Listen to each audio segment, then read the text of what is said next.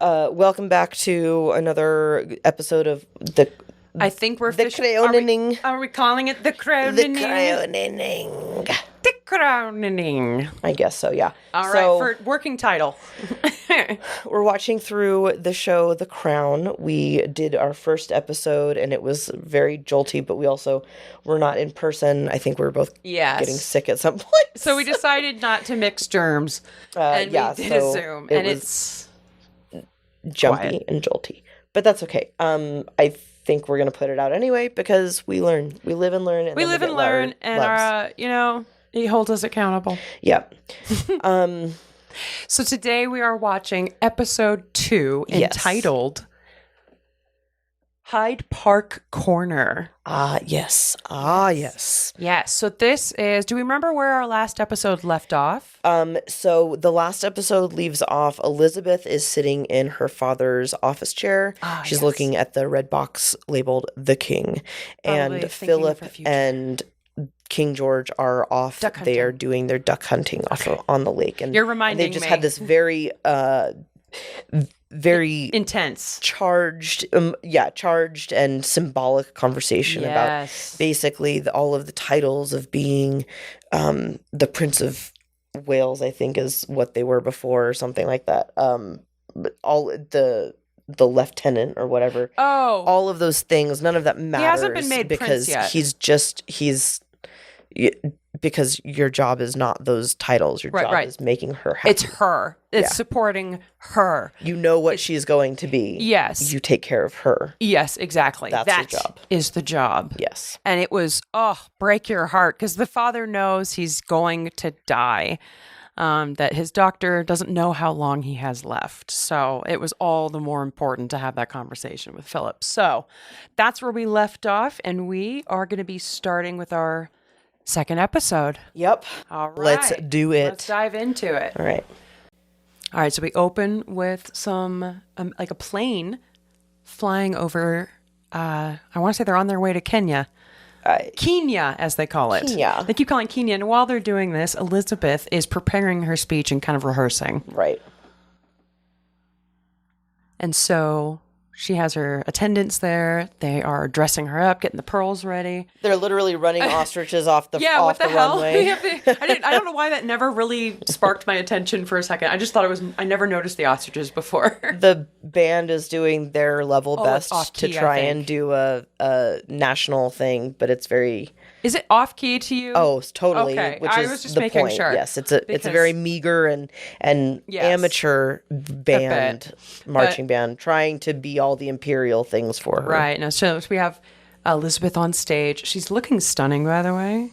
Can we talk about her fashion? Oh, yeah. Oh, yes. Claire Foy as stunning. a young... Yeah, great. Very, very good. So she's got like this beautiful hat with I think some feathers and stuff, like some sort of embellishment on it, and a like very nice muted coral or a muted brown. So more importantly, she's talking... sorry. Oh, you're fine. She is wearing beautiful clothes.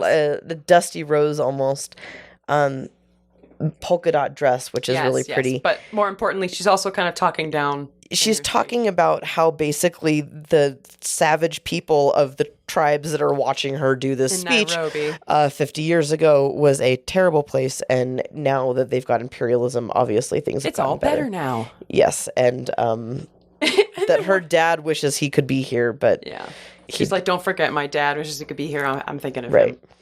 So now she and Phillip are walking down the line and being told, like, this is this person, this is this person. This is a moment. This is because it shows you a little bit of Phillip's humor because he's a man of that time. But he's looking at... So he's like, you've got a medal, I've got that medal. He's like, I've got that medal and that one. Oh, who'd you get these off of? Where did you steal that one from instead of earning it? And then he goes on to the next guy. And he is making fun of his headpiece. Yeah. Which is like the hat. He goes, I like the hat. And Elizabeth comes back and she's like, it's not a hat, it's a crown. He's their king. I know. And the guy's just standing there like looking at him. It is a gorgeous It is tribal really crown. Beautiful. It's got this like beading that surrounds the head. Yeah. And then it has a lining of beading around that. And then after that, just ostrich plumage. Yeah. They're meeting with these like heads of the tribes of the area. Almost like their own heads of state. Philip's just... Well, actually, it was the Philip's being about as white as you can possibly be. Oh my God, white privilege douche nozzle. I know. It's insane. And right now we have the intro theme, so we come into that gorgeous, gorgeous orchestral music that it makes me miss being in orchestra sometimes. You already know it by heart. You took your headphones off. I don't even need to hear it. Well, I'm hearing my voice and then this. And I see.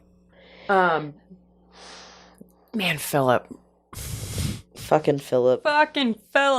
He is, like, especially in these first 2 seasons, he does a really great job of being kind of the antagonist. Yeah. They're setting him up well for little mannerisms that he gives that are very entitled and antagonistic. And it's kind of like these are the years of rearing him in. Oh my God. Yeah, such privilege. Because he ends up becoming a very staunch believer in how the firm works. And yet he was against it at first. Yeah. So we open in on King George VI with his doctor. Mm-hmm. And he is going through a physical. Doctor is kind of like, oh, shit. Oh, sorry. No, it's the king. King is saying, I feel great. I didn't realize only having one lung would be... It's nothing like it. And the doctor's kind of like, well, I've got news for you. So the king is feeling better, and he's like, yeah, I feel like a new man. I'm definitely better. And the doctor's like, cool, yeah, take advantage of it. And so now we're heading over to number 10 Downing Street, the office. We've got that new young girl working in there. Back to Churchill. And yes, Churchill has now called for her. So it looks like she's never had this happen before, so she's kind of a little nervous. Yeah. And they're giving her, I guess, a box. It says the red box. The documents that are going to go to... Yeah, I never noticed that's because the prime minister has to put them in. He has to approve them to go to the king. And see, I never noticed that was the red box before. And this is like my 5th time watching this episode. I'm really oblivious, people, to the... There's lots of long shots of this show, so they're very beautiful. Was able to pick up on it pretty quickly. Yeah, the cinematography is great. Yeah. Oh God, I forgot. He's in the bathtub. He's in the bathtub. He's smoking a cigar, and they're talking about matters of state between a bathroom door. Yeah. Yeah, through a closed door at least. And he's admitting that he's a hard boss to deal with. And so he's like, all right, well, you need to read me these papers. And he's like, I'm pretty much a bastard, which is fine, but that's what you have to be to get... Yeah, he's just kind of like, Hitler deal with it. This is the job. God, Jonathan Lithgow, he does... So it's not the king's box. This is the prime minister's box that gets basically the same kind of thing as the king. I guess so, but it is still every a red day box. They each get a red box. Interesting. Okay, I guess symbolically the red box is government matters. It's basically the important box that things are in. So if you are the prime minister, or you the king or the queen, that's what you get. Yeah. Oh, but it's like, don't be alarmed if you don't hear a response. I'm just thinking. Because he's literally just sitting drinking in his bathtub. Yeah. God, if I could do my job from the bathtub, I would. She's such a good sport, too. I'd be like, I'm out. Yeah, especially because he starts sliding down and overflows the tub, and it leaks out of the door. Oh, God. And like, this poor woman, she's like and she keeps going. She gets like flooded and keeps going. Good job, lady. You're doing a great job. So now we move into a board meeting of the it's not the cabinet. Don't know what this group of politicians is called. I think it's the cabinet. Isn't it Parliament? Parliament is the big one with the wigs. Oh. I think this is the cabinet meeting. Oh, I didn't realize they had a cabinet. And this is the cabinet. This is the ministers of whatever. Got you. Well, anyway. Minister of Finance and Defense and all that. I see. Shit. Well, anyway, they were reading aloud some statements, and Churchill just up and left. in the middle of them speaking. Yeah. And now they're talking about him. So there's a certain minister, Antony, who is basically being kind of pushed into running for prime minister. Yeah, he's kind of like the runner-up, and everybody's kind of tired. He's like, I don't want to run against fucking Winston goddamn Churchill. He's in charge of the fucking party. I can't do that. So now they're saying, well, you've got to go to the king because he's the only one who can make that happen then if you don't. Yeah, he's old. He's got to go. And if you're not going to push him out, then you got to go to the other person who can. But here's the issue. King and Churchill are friends. They buddies. They buds. Now, before we get to that, we get to see the beautiful Claire Foy again. As she and Philip are being driven in a convertible down the street, and a bunch of school children are just going ham for them. And then they arrive up to their country estate, I guess, that they're staying at. I've noticed at each of these places as she travels, there's fanfare. She's met with the locals being just awed at her presence, and she treats it with such like calm grace. She thanks everyone. She's very polite. Yeah. It's definitely that's aw. Oh, I love the way she plays the voice. Just news for me. Little kid too shy. Ketty boo. I wonder what that means. All right, so now she and Philip are having like a lovely romantic dinner in their state, and they're being served on, but Philip is just tired of the fuss. Yeah. So he's just like, use your fingers, people, because they're trying to use utensils, I guess. And he's like, just use your hands, trying to go informal. We get to see that Philip is not stuffy. It's very cute.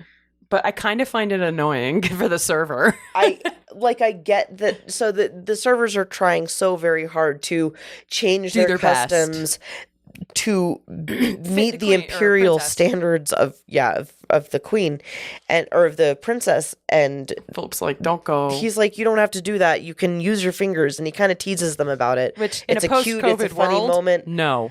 Yeah. Absolutely not. But it's also condescending as hell of like, let them, they're trying. They're doing, like, don't stop them and tell them what to do. They're trying to, show you respect. Anyway, we move on to... They're back at the castle. We're back at Buckingham Palace, and we have eyes on Princess Margaret, who is talking to Peter Townsend. Peter Townsend. Group Captain Peter Townsend. And she told him, kiss me. And he was like, I can't. And they got flirty, and he kissed her on the cheek. But he's married. Yeah, he's a married man. Married. Now, they were seen, unbeknownst to them, though, by the secretary. Who's that guy? Antony. No, not Antony. The guy with the dark mustache. Oh, God, I don't remember. Anyway, well, they were spotted, and he knows this now. Mm-hmm. Now we move on to Antony, and he is getting ready for his shooting adventure with King George VI. Yes. And he is going to bring up what he was told at the cabinet meeting. So, yeah, he and the king are shooting, and he's, like, trying to talk politics to him while he does. Which is like, why now? Yeah. With guns, I don't want to talk politics with guns around. Yeah. But besides that, Antony now sees the king coughing into his handkerchief, And yet he still chooses this time to be like, from a constitutional standpoint, you can push Churchill or tell him not to run. You can encourage him to retire. It's just time. Yeah. Might be his time to go, and he'd actually listen to you. Right. So I find it interesting here that in George's response, because he's saying, like, I can't do that because I'm not the guy who's Churchill's friend. That person he uses the term murdered by his older brother. They are so over the top about this abdication issue. It's a big deal. You didn't just abdicate the throne. I mean, I know, he thrust this huge responsibility on his brother, but I mean, you didn't murder. He didn't murder your personhood. But I guess they love their symbols. Oh, they do, the monarchy. Yeah. But regardless, he's turning Antony down. And is basically tell him, look, you're a young man. You'll have your time. Mm-hmm. How do you feel about duck hunting and pheasant hunting? I think they're doing pheasant hunting in this. Yeah, that's pheasant. I'm fine with it when you're eating it and it's an event like this. If it's sustainable kind of, and I agree. going around the right channels, that kind of thing. But I also understand that it can get really like, we had that whole meeting shooting about poaching and going around channels, most for money, but also for survival, just to eat. So I get both sides of it. Yeah. But as like a tradition of, we're gonna eat this many pheasants tonight, I think that's a very like, I like that as a as long as they're eating it and it's socially and ecologically responsible. And I think that's also a very like British thing, is like, if you go deer hunting, you're gonna go and have deer. Yeah. Or if you're going venison for about a few months. Exactly. It's like a whole thing. You're preparing the meat that was hunted by the providers. Yeah. Yeah. Well, here's what really sucks for Antony is at the end of this quote unquote meeting, the king basically leaves him behind and says he has to walk back with Peter Townsend, and they just drive off. It's kind of brutal. I mean, it's a nice day, it seems like. Yeah. I wonder if he did that as a way to put Antony in his place, because he asked for such a big probably move on the king's behalf. Yeah. That would make sense. All right, so now we're back in Kenya. They're on safari. And of course, the Jeep gets stuck in the middle of a river. Yeah, it looks like the engines. Wildlife is coming on by. Yeah, like they got warthogs in the background. Safari Claire. Ooh, look. Okay, so they're basically they're traveling to this like really cool tree house. Oh my gosh, I know. I like that right there. Wouldn't this be a trip? I would love one of these holidays where like it's just the open air. You've got those tents. You've got the little mosquito nets, the little mosquito nets, but like the beds out in the area, and the elephants are just waking you up, and giraffes and all that shit. Yeah, I want to do that trip. Let's make that happen for us. But anyway, so while the Jeep has issues, Phillip and I almost want to call her Claire. Elizabeth, yeah, I'm sorry. I keep calling her that. I keep calling her Claire. They are being led to the treehouse with a guide, essentially, but we are hearing the roars of an elephant in the brush. So now we got to be fucking careful. And I guess the shout from the treehouse attendants is Tembo, which I guess is a warning. And so the elephant shows itself. This would be fucking terrifying. I think I would die. Fright. My dream is to be up close with an elephant. I do too. I want to like ride one. Wait. I want to just play with one. My bucket list item is, like, my main one is to be hugged by an elephant. That is not being made to perform. That is like a choosing. Yeah. I would love it. But this would be terrifying because it looks like it's territorial. So there's this massive bull elephant. You don't want to be near a bull. And he is like facing out down kind of the crew. And suddenly they're taking what little precautions they can take as far to maintain the safety of the princess. And so Philip's like, I'm going to distract him while you take care of Elizabeth. Literally fulfilling the job that he was told. And he's peacocking kind of to keep the attention loud of the elephant, waving his arms which around. Is working because the guy, the elephant's posturing at him. Destroy him. Yeah, could just run him over. This is really dangerous. No, they're facing off, but it's keeping him distracted so that Elizabeth was able to get away. So you're seeing a moment of him fulfilling his duties to protect her and keep her safe. Right after the conversation in the episode prior. Yes. And he's acknowledging, you are the king. I'm standing in front of you. I'm just here, but you're in charge. Yeah, well, it's swoon-worthy that he did this. But I also would be like, you fucking idiot. Oh, yeah. My pants would be so wet. I'd be like, okay. So attendants leave. And that turned him on really fucking bad. So yeah, well, they do get a little horny. He comes up and he's like, hey. Making out with her. Well, no, I lived in that. Whoa. Yeah. So we're coming up on very romantic holiday. Dinner time. Yes. And so they're kind of just in their PJs, hanging out, talking. And so Elizabeth wants her and Philip, that once her father gets better, they'd like to return to Malta, where they were doing the ceremony and the boat races and stuff. So Philip can be in charge again. You know, he can go back to his Navy life. She wants him to be happy. Yeah. God, he's hot. Can't get over it. All right, so she's going to write to her dad about it and see what happens. Yeah. And he's all smitten with her. And so it's about to be sexy time, guys. They're cute, though. There's never just one. I love that line. Oh, but a guide comes up and says, look, there's elephants and hippos. Elephant. Yeah, so he's whispering. And so now they get these little lanterns because this guy has just been looking out for the animals. Yeah. So now in the moonlight. God, so this is the thing. I want a trip like this. I know. This is the dream. This is the dream. Oh, God.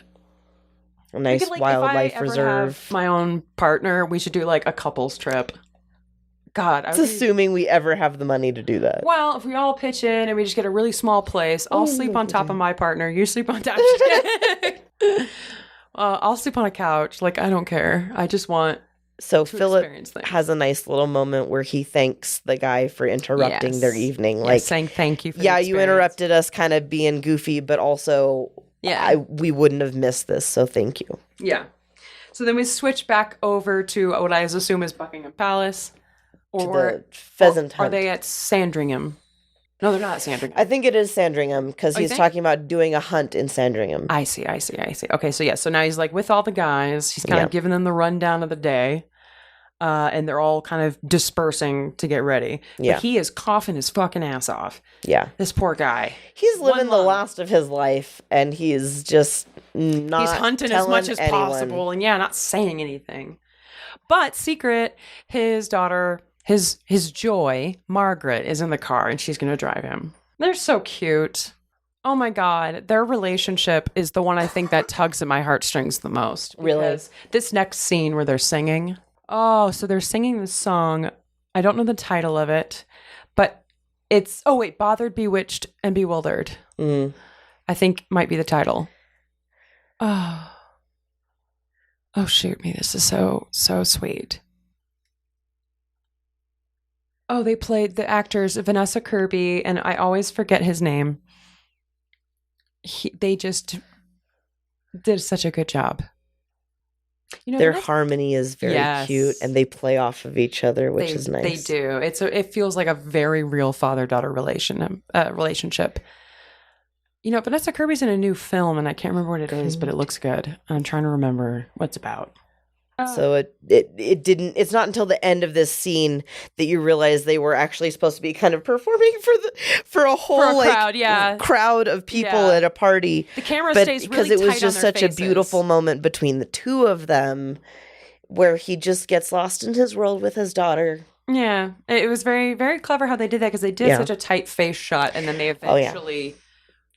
And then she reminds him that he's turn around. Yeah, and then he's like, there's people watching me. Okay.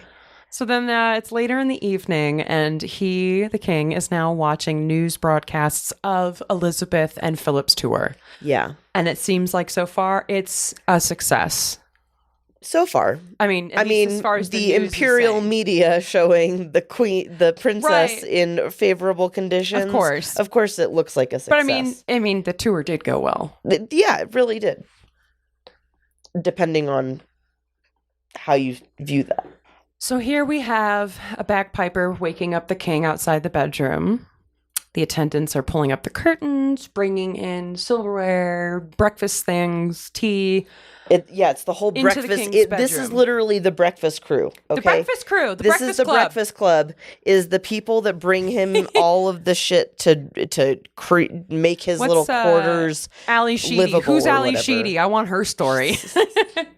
But they're trying to wake up the king, by opening the curtains and such. And he's still laying in bed. And so they're like, "Sir, are you there? Are you there?" And it becomes kind of obvious that the moment we knew was coming arrived quite early. King has passed away in his sleep. Yeah. And we are very sad. We're checking his pulse. They're checking his pulse, but we know the music's sad, so we know. Yeah, the audience music's sad, so we get it. We know. The point is there. Musical It's cues. a long, sad. Yes. It's a dimly lit room. It's so sad with a body in the bed, and he was a well-loved king. His servants and attendants loved him. They're all scrambling now. He was very kind to a lot of his servants. He really was. From everything I've read, again. We don't know for sure. Favorable media being paid by the even in books and royal stuff family and historians. But again, you never know who's exactly if there's a little bit of bias. But it seemed like he was fairly nice. Well, definitely well loved. And now his mother is getting the news. So the attendants are now going around to spread the news to the family. So the mother is wailing. The wife has been told she's screaming and crying down this hallway. And Margaret hears this and comes out of her room. And she sees everyone rushing into her father's bedroom. Yeah. And I'm going to tell you, when I rewatched this a few days ago, I just was bawling the whole time. Oh, it's a very dark moment. It's just a very sad the episode. shock of and the reaction that is it's moving through the castle like a literal shock wave as more and more people realize and come running. Yeah. I know. And so I know we're like starting to tear up and cry. This episode's going to be a little bit of crying here and there. Margaret's acting too is just very that moment of realization, and you're seeing her start to get crushed. Oh, Vanessa Kirby played it so super well, so emotionally and so very it feels very real. It's that immediate denial. No. No. Exactly. Yeah. And then the news gets to 10 Downing Street, it goes through like a shockwave. And so now we're back on Winston. Yeah. And so and he is. So Winston says to let who know? I forgot Defense Secretary, I think Hyde so. Park Corner. Basically, it's the king died. Yeah. And so he thinks immediately to Elizabeth, our next. He's like, we should probably let the queen know before. Yeah, he's like, does she know the radio yet? Starts talking about it. I know. So he's like, hold the radios and any breaking of the news until we know she knows. And meanwhile, she's still on her nice African safari. We come in. They're having a cute little holiday. And she's looking at all this wildlife. And she sees a bird. Yeah, she sees a bird, which after many watchings, you realize it's kind of like a little visit from her father, sort of. That she doesn't quite realize yet. Yeah. Yeah, symbolically. But she's got her little video camera. Oh, look, Matt Smith butt. Every time I'm going to point out. It's so we good. see Matt Smith butt once in this episode. Only? That's right. Well, so far one time. Yeah, so far. We saw it once in the first sighting. Episode. We've seen it twice now. Two times. Two Matt Smith butts. Very, very strategic placing of one of the rails. Of the poles, right where the balls. See hole. I feel bad talking about Matt Smith's hole. But they have a very sweet moment of couples cuddling in bed. He's still groggy and sleepy. They're on their little holiday. It's very cute. And she's looking great. Yeah, it's like a cute little honeymoon that they had. Unforgettable experience, and they're going away from their little holiday. Yeah. And now we move into BBC Center. The radio station's like, we've got to say this. And they're like, no, we haven't told Elizabeth yet. Like, we cannot do this until we get the okay from the Prime Minister, Winston. And so now they're going back to Winston and they're like, everybody's breaking. If you don't hear it from us, she'll hear it from somebody else. And so Winston gives the go ahead. So now the BBC is going to be reporting the death of George VI. And Winston says, God help her about Elizabeth, because she's going to be finding out from the news potentially. So she's like, the car shuts down, and she's like, Kenya. They can't restart the engine. All they have to do is let it wait and just cool off. So she steps in. She's a mechanic, so she's in the war. She was, yeah. She's like, I'm gonna fix this car. Oh God, that was He looked like that was hot. My that's girl's my fucking wife. Hot. Yeah. So now, while they got the cars moving I saw again, the Matt Smith attraction in that moment. Oh, of course. You saw it in that moment? With the hat and the stare. Lean back like a bad boy. Yeah. Leaning back like a bad boy. Anyway, now we cut to multiple countries All of the news stations are announcing the death of King George. Everybody's announcing it. And we In cut many back to languages. Kenya in this new place they're going. And so the phone starts ringing. They're just, sorry, the phone wasn't relevant. My bad. Basically, you see their attendant, whose name I can never remember. And he is like hanging out, I guess, in a common area and then gets a phone call. Yeah, so Martin's hanging out in like... Thank you. Yeah, he's like hanging out in this area. Someone gets a phone call and he gets the news and he's like, oh, fuck, oh, fuck, oh, fuck. And it's a reporter who has the news. Yeah, who hears the news before Martin does. So he just turns the radio on. He doesn't pull Martin away. No, he just runs to the radio so everyone can hear it. I guess that's true. So I guess as many people as possible can get to her. So the news is now being broadcast aloud in this room. And Martin's like, oh, fuck. I gotta go. So he grabs his shit and he just takes off running. He goes running around going, they don't know. She doesn't know. And they're like, it's like a full-blown mission. Yeah, he's full on panicking. Like he's got to figure out where the fuck she is so he can tell her, because in this time? They don't know that... There's no texting. Yeah. There's no, GPS location. He's got to find out where on the premises she is. So they just arrived to this. They just came back to quote unquote civilization, back to the home where they've been staying, and it's they've brought her food. It's like a whole nice little that must be nice reception. That must be so nice to be like, you just show up at a place and they're all waiting with food and drinks for you. I'm like, I know, that's what I'm saying. Somebody probably in our day, they'll have like a rolled joint ready to go. I would love it. Or a cocktail already ready for you. If you drink. Yeah. And so whatever your vice is. I mean, remember, like, Peter Townsend would light the king's cigarettes for him. That's true. So Elizabeth is getting ready to write that letter she said she was going to write to her dad about going back to Malta. And Martin shows up to the house and he is running up the stairs. He is panicked. But so he sees where she is, but instead of going right to her, he decides he needs to go speak to Phillip as well. First. Yeah. So she's in the middle of writing a letter basically saying like, hey, I want to step back. I want to go back to Malta so that Phillip can have his own career. She thinks she's just writing him a letter. Dutiful, wants to make her husband happy, which is lovely in a marriage when you have two people who are looking out and supporting each other. And Philip's taking a nap in a hammock. The picture of relaxation. The bottom half of his face. Oh, that's beautiful right there. So Philip's taking a nap in a hammock and he's kind of brushing Martin off at first. But Martin's kind of going, no, this is too important. And so I forgot they cut back to Elizabeth a lot in this moment. I'll be honest, it's been a while since I've rewatched this episode. Oh, really? Yeah. I'm not trying to take away from the moment. Oh, no, you're good. So they go back and forth. They're getting the news. Elizabeth comes out and kind of sees her husband and Martin talking and sees their faces and is kind of like, what's going on? Yeah, she's like, oh, this is a nice man. Wait, and hold on. He's coming up to her, but then he goes past her. Well, because Phillip is the one. I guess that's true. Who needs to be the one to tell her. This is weird. Uh-oh. And then Phillip is looking at her with a lot of concern. And so I think that's like so worrying when someone's looking at you like that. And you know some big news is coming. This show is very good at the prolonged shot of just standing there in a moment that will never end. Yes. Like they're amazing at freezing time in this moment. Well, because she's almost taking a breather and she's kind of realizing in that moment what's happening to her role. They don't say anything. No. They're just staring at each other. And in that moment, they're communicating. And it's time. It happened. The thing we were waiting for, it happened. Yeah. So he passed away peacefully in his sleep. They're announcing it all over the radios. Yeah.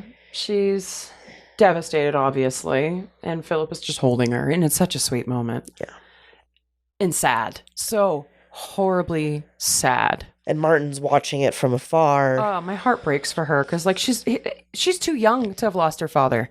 She's like, what, 25 at most? I think she was 25. I think she was... No, I think she was 25 when was she really? Yeah. She was so young. And that's another reason why her reign was so long, is because she ascended at such a young because she age. was so young when she ascended. And that's why Charles is not going to have any kind of a reign like that. And so some people speculate that he might step down and let William ascend, but I don't know. I would like to see that. That would be good. I would like to see that. But I don't know because he's waited so long. But I also used to hope that William would be like, hey, we're going to end it.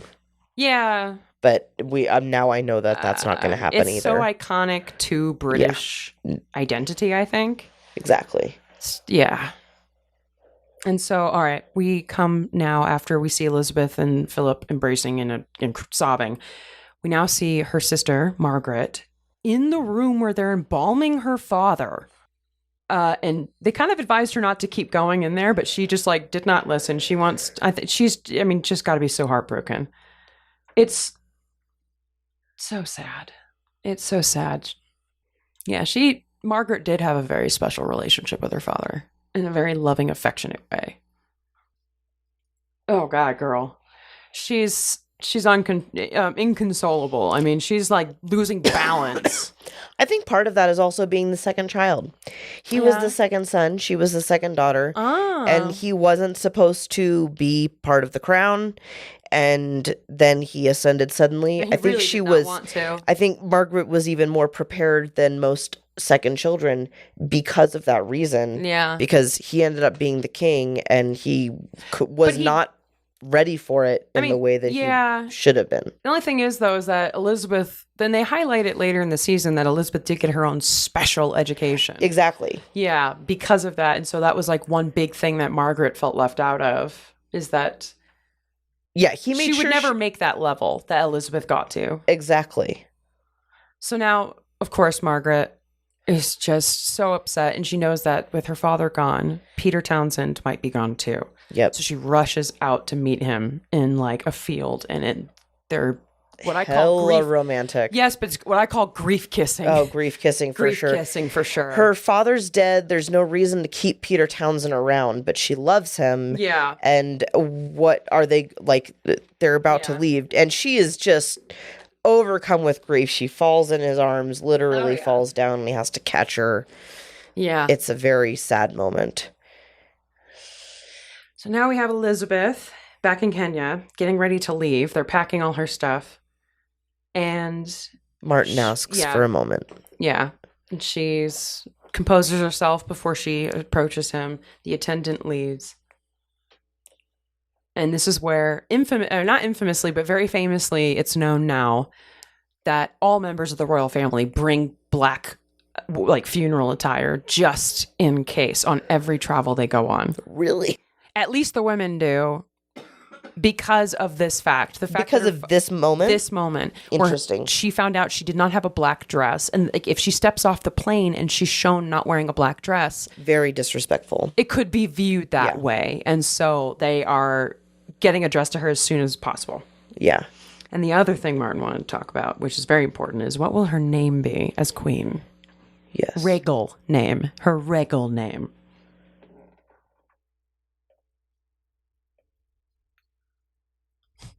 Albert. I mean, his name's so still he's like, your Albert. dad's name was Albert, but he took the name King George. Yeah, you don't have what to would you like your name to be? And she goes, what's wrong with my name? Which is like, girl, that's not the point. But yes, I think it was best that she went as Elizabeth II. Let's not overcomplicate things. My name's Elizabeth, so I'm just going to be Elizabeth. She's that was very indicative. Yeah, it's pragmatic as fuck. And that's how that's my name, so that's ruled. My name. She ruled very pragmatically. Yeah. Whether that was for her benefit or her detriment. And it as the very first kind of act of queen is, let's not overcomplicate matters. Yeah. My name is Elizabeth, this so is I'll not be the Queen thing to Elizabeth. Focus on. Yeah, of course, of all the things. Of all the things, my name is not what I need to focus on. The person who packed her shit and forgot the dress is apologizing for it, and she's like, well, they didn't think they would need it. That's the thing. Yeah, because he was doing better. And so even though that was not something they foresaw, I mean, I wouldn't have blamed her. I'd be like, it's fine. It's really not you. It's just life. Oh, they're singing a prayer, I think. Oh, as she leaves the building. As she leaves. Oh, that's so sweet. I did find this moment with this community very, very touching. If it happened, he doesn't need to kiss her feet, though. I feel bad, sir. Don't do that. You don't. Very interesting. this moment? I think it's their way of paying respect to like a funerary. Yeah. There was tribal funerary saying like ritual. For your father. I don't know what they're saying, but my understanding is it's I would for imagine her it's some sort of like in memoriam and respect for your father. This is what we do at our funerals. That's beautiful if true. Now, this with the paparazzi. So they're getting into the cars and leaving. The children in the trees are taking their hats off. That one kills me. That's a cute moment. Yeah. And the paparazzi, I think this was a nice moment as well, as basically not to be photographing her consistently this whole time. They held their hats down in respect and are just politely walking behind the cars. I loved that.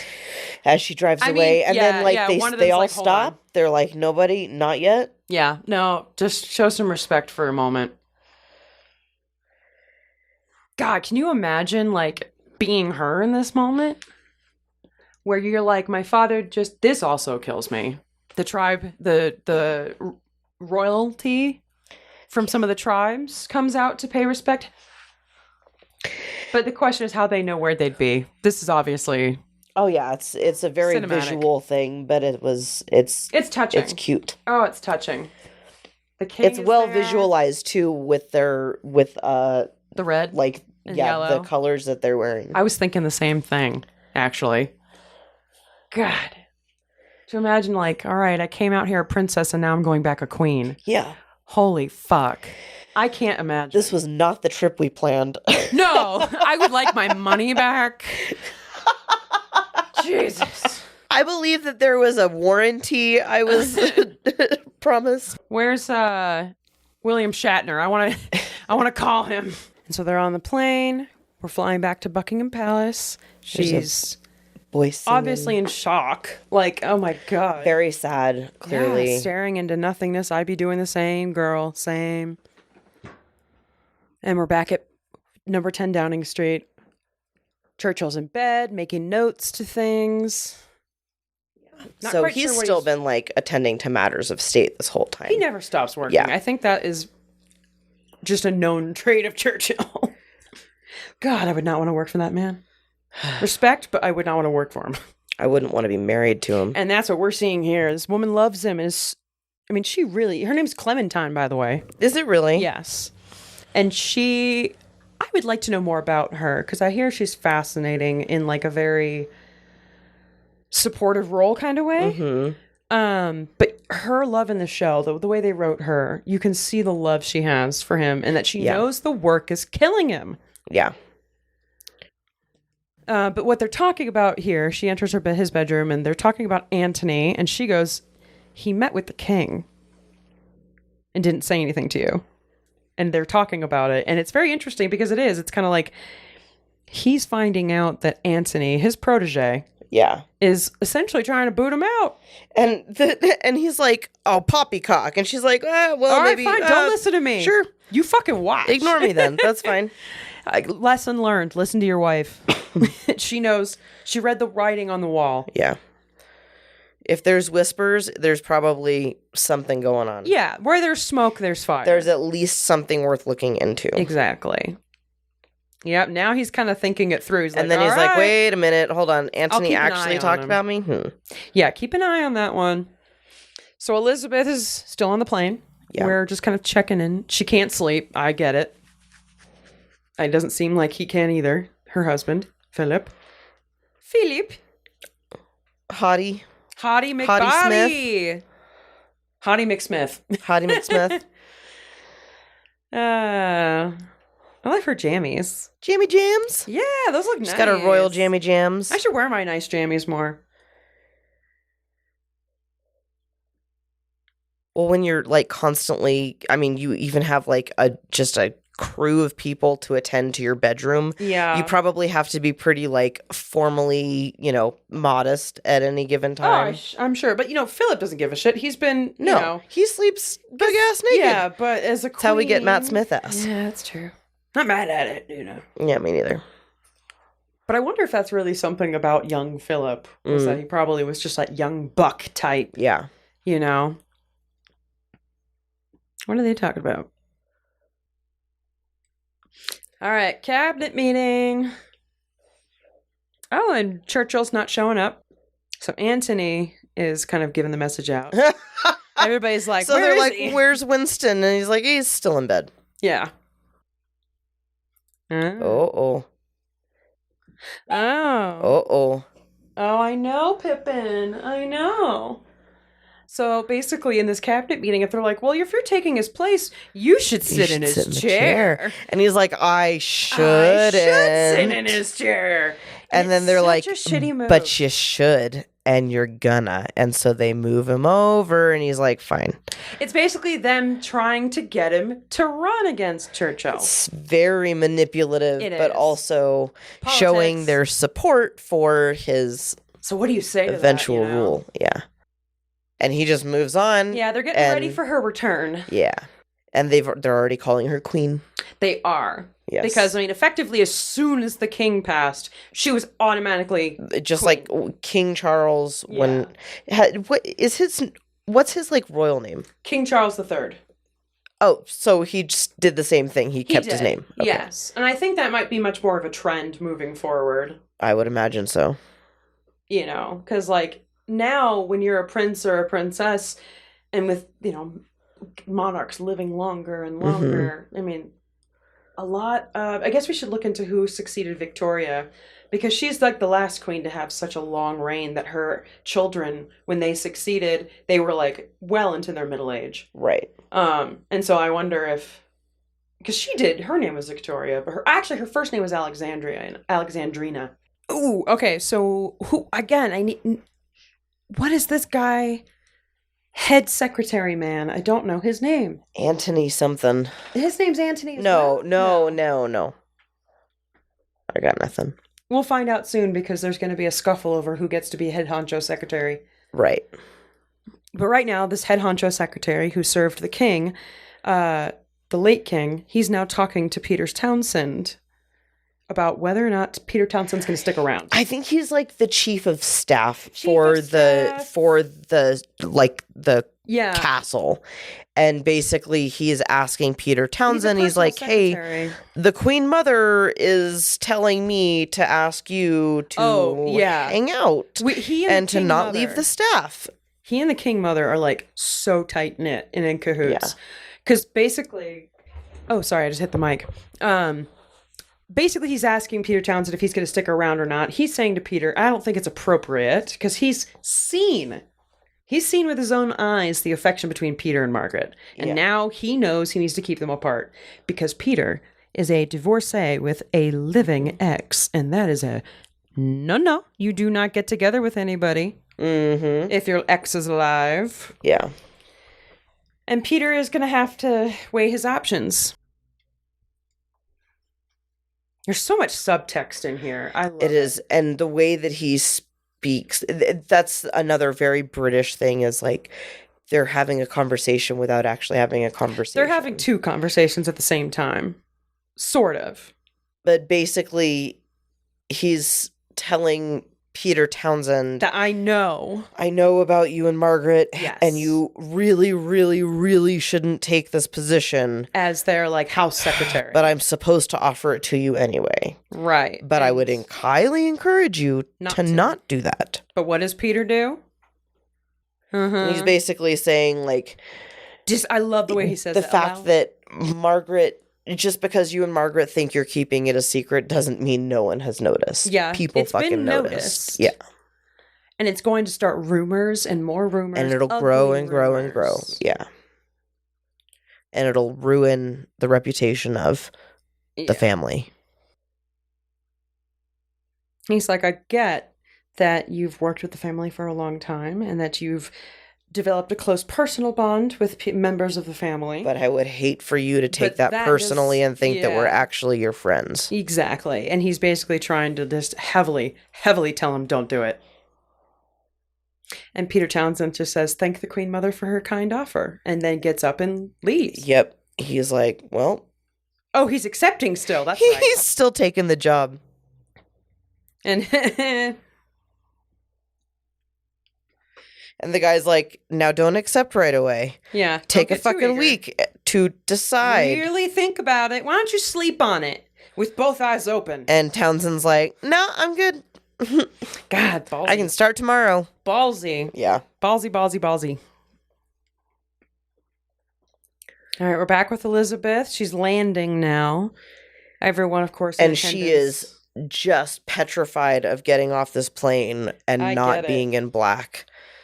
Yeah, well, I would definitely. Very sad, because everyone around her is in black. And Winston, doesn't he make a comment about it? I don't remember what. I don't know if I remember him making. He could have made a comment about it. I guess we'll find out.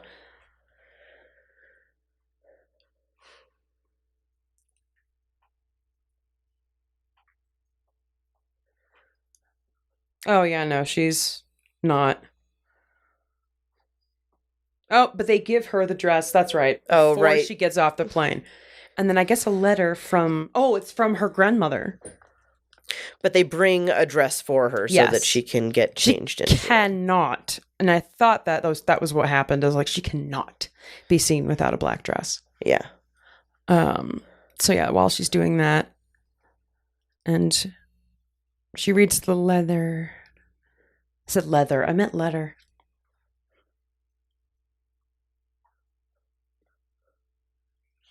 Very solemn scene.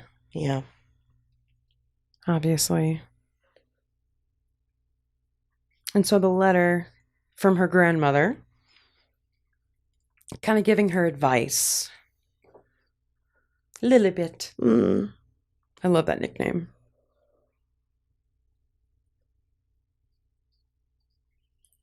She's kind of just like, I'm sorry for your loss. I know that you're going to be devastated. But I got to level with you here. You need to put that aside because. Yep. But you're up, girl. Yeah. You're up. Yeah. We need you to be strong at this exact moment. Yeah. Yeah. Whether or not you're ready, this is your time. And unfortunately, none of us get to choose the moment that we have to step the fuck up. Yeah. Which is so true. And he made emotional mistakes in his life. Well, no, not him. His brother made emotional mistakes in his life. And it nearly devastated us. Yeah, it almost destroyed the family. You can't do the same. And basically she's saying, remember another one of your namesake, or this is what your name will be, is Elizabeth Regina. You are no longer Elizabeth Windsor. You are now another person. Yeah. And that's Elizabeth Regina, your regal self. Yes. And she says the crown, no matter what, basically now, the crown must always win. That's the thing that comes first from now the fuck on. From now on. The crown takes precedence. And now Philip can't walk in front of his wife. Yep. And now we see there's a huge power imbalance that you feel it right now. You feel it a little bit of you feel a little bit of that when they get married. The coronation. Well, you feel it a little bit when they get married with the obey. Right. And then you don't really see it for a while because he's in charge. He's the naval officer. They kind of listen to him. Mm-hmm. And then the moment she starts having to do certain things or come back certain places, that's enough. Well, the big one was the coronation because he had to kneel to his own wife. And that's about to have to happen, on which TV. Is crazy. Yeah. Yeah. So, it's just now he's really going to he went from being large and in charge to now he ain't shit. Well, he's second. But she still comes first in a world where he has never come second to anything he didn't want to come second to. He's not supposed to come second in his mind. All right. Winston's in the cabinet office making an announcement. When the death of the king was announced to us yesterday morning, there struck a deep and somber note in our lives, which resounded far and wide. Stilled the clatter and traffic of 20th century life. And made countless millions of human beings around the world pause and look around them. And this is Winston Churchill giving his little obituary. Yes, and cut with images of Elizabeth arriving at Buckingham Palace. The greatest shocks ever felt by this island fell upon us in his reign, which was the wars. Never in our history were we exposed to greater perils of invasion and destruction. Yeah, that's true. The late king, who assumed the heavy burden of the crown when he succeeded his brother, lived through every minute of this struggle with a heart that never quavered. That's beautiful. With a spirit undaunted. So now we're in the hallway of Buckingham Palace. Philip has to wait outside, and she walks in. To see the king. In the end, death came as a friend. And after a happy day of sunshine and sport, and after a good night to those who loved him best, he fell asleep. As every man or woman who strives to fear God and nothing else in the world may hope to do. God, that's beautifully well written. I wonder if that was his actual obituary. I think so, yeah. I think it might have been. Wow, they were such good friends, it seems. Yeah. There was a lot of love between them. We're seeing a moment between Lilibet and the body of her father. Yeah, the body of her father. She's and crying. She walks out ready to take on her role, I believe. It looks that way. She's really holding herself up. Yep. While she comes to her family, and for the first time, they kneel and curtsy to her. Yep. Which is such a different dynamic for her. And she's like, whoa, what? I have to deal with this. What's happening?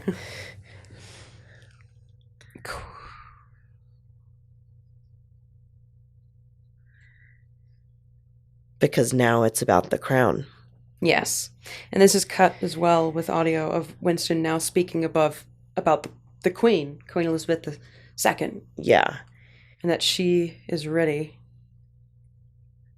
Oh, yeah, she has and to now. So now the Queen Mother, or the widow queen, what? Well, no, so first, the Queen always walks first, then her husband. And then everyone else walks in rank behind. Right. So, and Margaret had to be held back because she was not used to that yet. And neither is Philip. Nobody knows. Nobody was ready for this. Yeah. Which is, I get it. Oh, man. God save the Queen is how it ends. Churchill ends his speech.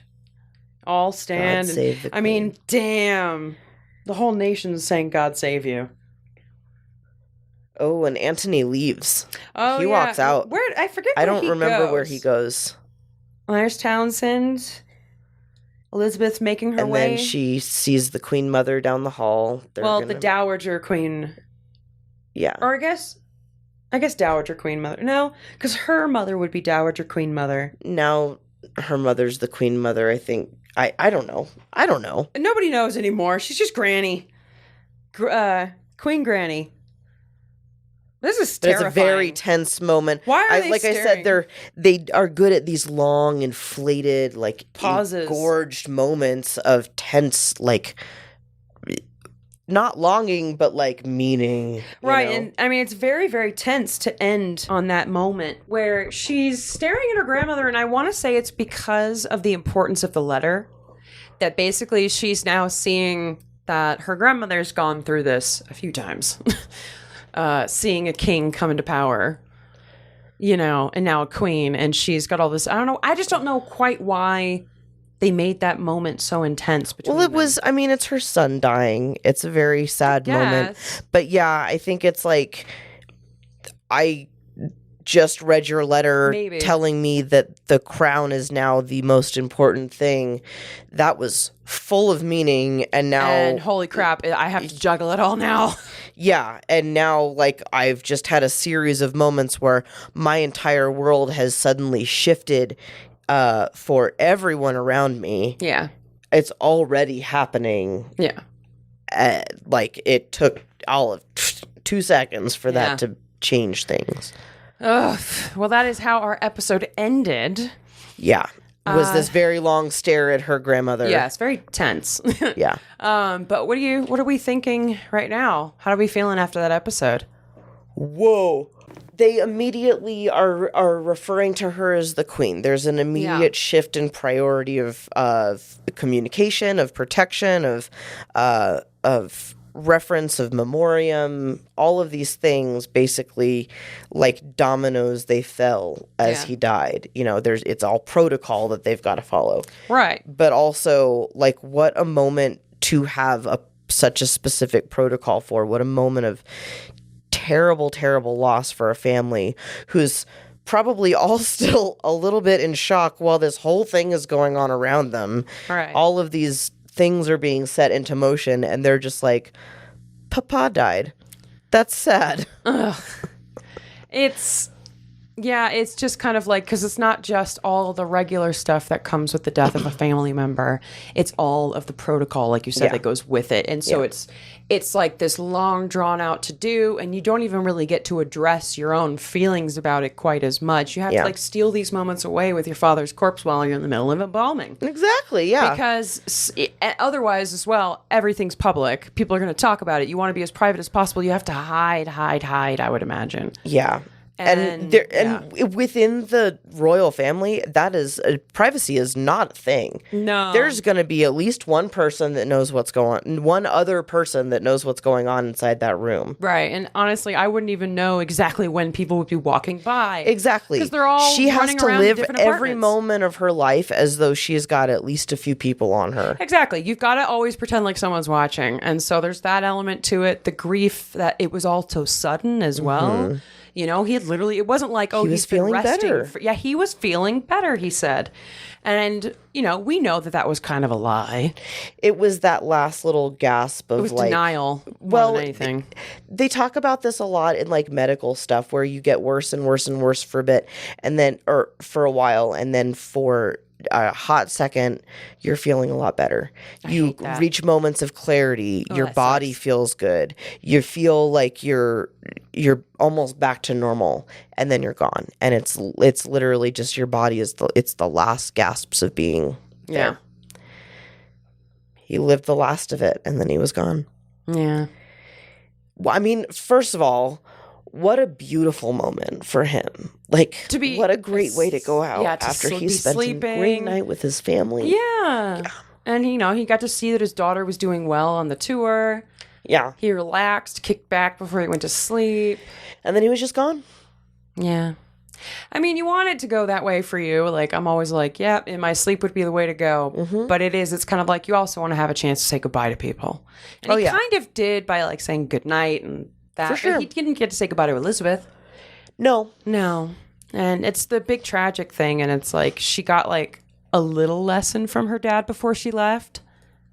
Yeah. And that's it. He also, like, he was the one that basically said, like, I think you're ready to go and do these things. I want you to represent the crown because you're going to be doing this anyway. Like, what better way than to do it while I'm still here and can give you feedback. Right. So she had already been doing it for a bit when this happened. Yeah. What a great episode. Very well done. We saw 2 Matt Smith asses, and we saw lots of very pretty 50s fashion. Mm-hmm. I'm a fan of that as well. When I was a kid, I loved the movie Evita. Oh, and yeah. The dresses and fashions in Evita are very reminiscent of this as well, where it's that same time period. Very clean-cut look, which is really lovely sometimes it's very, like, conducive to dancing as well, like a dress that you can move in. Billow when you, like, when you twirl, it's going to go... Just a little bit. Mm-hmm. Yeah, anytime I have a swishy, flowy dress, I always do that. You got to do a test swirl. You have to do the test twirl. Yes. Test twirl. Got to take it for a test twirl. Test twirl. Twist twirl. Anyway, this has been the second episode of the Crownening. Watch along with us, or watch it before you listen to the episode. Yes. Because we talk in so many spoilers. Yes. Yeah. Yes. So I'll probably just, in all the descriptions, I'll probably just put like a big spoiler warning. Yeah. If you haven't watched it, go watch it. We recommend that you watch it, or be aware that there might be spoilers. Of course, I say that at the end after we talked every element of the episode. Guess we can always do a little warning. This says spoilers. Robot Hannah voice incoming. Hannah Siri. Heary. My hearing voice. Thank God. All right. Well, thank you, everyone. We will see you next week when we are watching our next episode, season 1, episode 3, Windsor. All right. Bye. Bye.